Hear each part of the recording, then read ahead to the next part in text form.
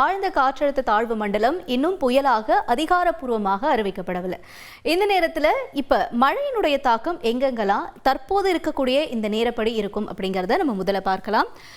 சென்னையில் இப்போ மழை கொஞ்சம் விட்டிருக்கிறதுக்கான வாய்ப்புகள் இருக்குது. ஏன் அப்படின்னா, ஏற்கனவே உருவாகி இருக்கக்கூடிய இந்த காற்றழுத்த தாழ்வு மண்டலமானது இன்னும் இலங்கை பகுதியில் தான் நீடிச்சிருக்கு.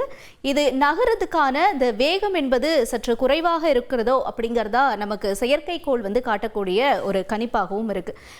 நம்ம காலையில் பார்க்கும்பொழுது இது ஒரு 10 கிலோமீட்டர் வேகத்தில் நகர்ந்து வருது அப்படின்னு சொல்லிட்டு இருந்தோம். இப்போ இன்னமும் கூட இது இன்னும் இந்த இலங்கை பகுதியில் நோக்கியே இருக்கக்கூடிய காரணத்தினால நமக்கு சென்னையில் மழை கொஞ்சம் விட்டிருக்கக்கூடிய காட்சிகள் இருக்கு. அதற்கு மாறாக புதுச்சேரி, நாகப்பட்டினம் பகுதிகளில் இந்த மழையினுடைய தாக்கம் என்பது அதிகரித்து வருது. தொடர்ந்து இது திருச்சி வரைக்கும் கூட இந்த மழையினுடைய தாக்கம் எதிரொலிக்குது அப்படின்னு சொல்றோம். இப்போ ஏற்கனவே நமக்கு வானிலை ஆய்வு மையம் கொடுத்திருக்கக்கூடிய தகவல் என்ன அப்படின்னு பார்த்தீங்கன்னா, அவங்க நெய்வேலி மற்றும் மயிலாடுதுறை உள்ளிட்ட பகுதிகளில் தான் இன்னைக்கு ரெட் அலர்ட் கொடுத்திருக்காங்க, ரெட் ஜோன் கொடுத்திருக்காங்க.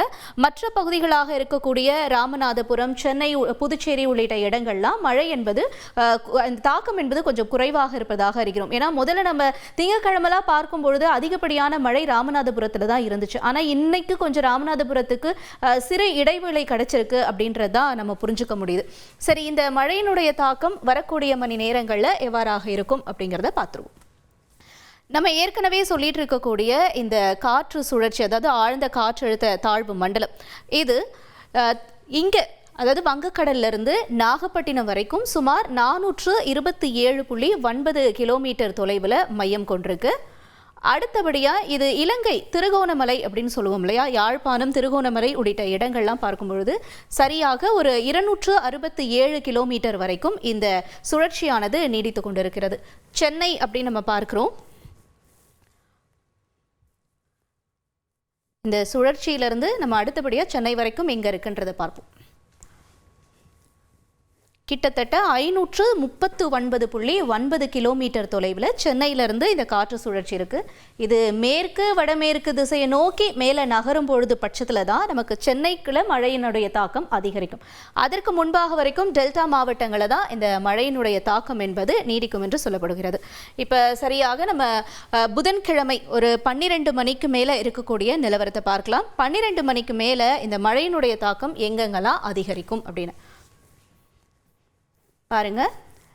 நாகப்பட்டினம், காரைக்கால், வேதாரண்யம், மன்னார்குடி, பட்டுக்கோட்டை, அம்மனிச்சத்திரம், கோடிக்குளம், காரைக்குடி, புதுக்கோட்டை, கீரனூர், திருச்சி, தஞ்சாவூர், கும்பகோணம், ஜெயங்கொண்டம், சீர்காழி வரைக்கும் கனமழைக்கான வாய்ப்புகள் இருக்குது. அதாவது எங்கே ஆரம்பிச்சு, காரைக்குடியில் ஆரம்பித்து மயிலாடுதுறை வரைக்கும் தான் இன்னைக்கு கனமழைக்கான வாய்ப்புகள் இருக்குது மதியத்திற்கு மேலே.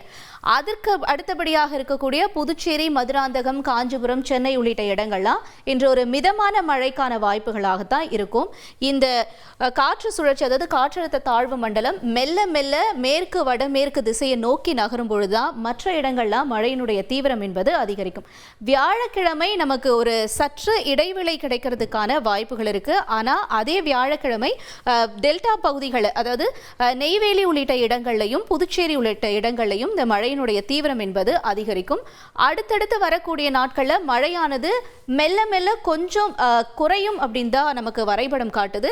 திரும்பவும் இந்த மழையினுடைய தாக்கம் ஏன்னா இலங்கைக்கும் தமிழகத்துக்கும் நடுவில் இந்த காற்று சுழற்சியானது, இந்த புயல் கொஞ்சம் நிலை கொண்டிருக்கும் அப்படின்னு சொல்றாங்க. இதனுடைய காரணத்தினால நமக்கு சென்னைக்கு மழை கொஞ்சம் குறைவதற்கான வாய்ப்பு.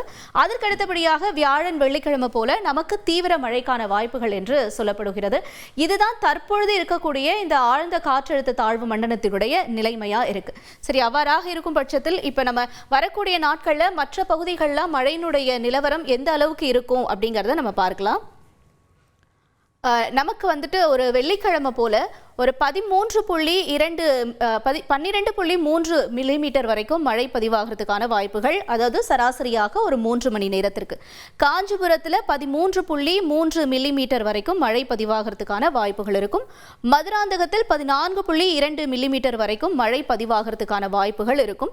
புதுச்சேரியில் 6.6 மில்லிமீட்டர் வரைக்கும் மழை பதிவாகிறதுக்கான வாய்ப்புகள் இருக்கும்.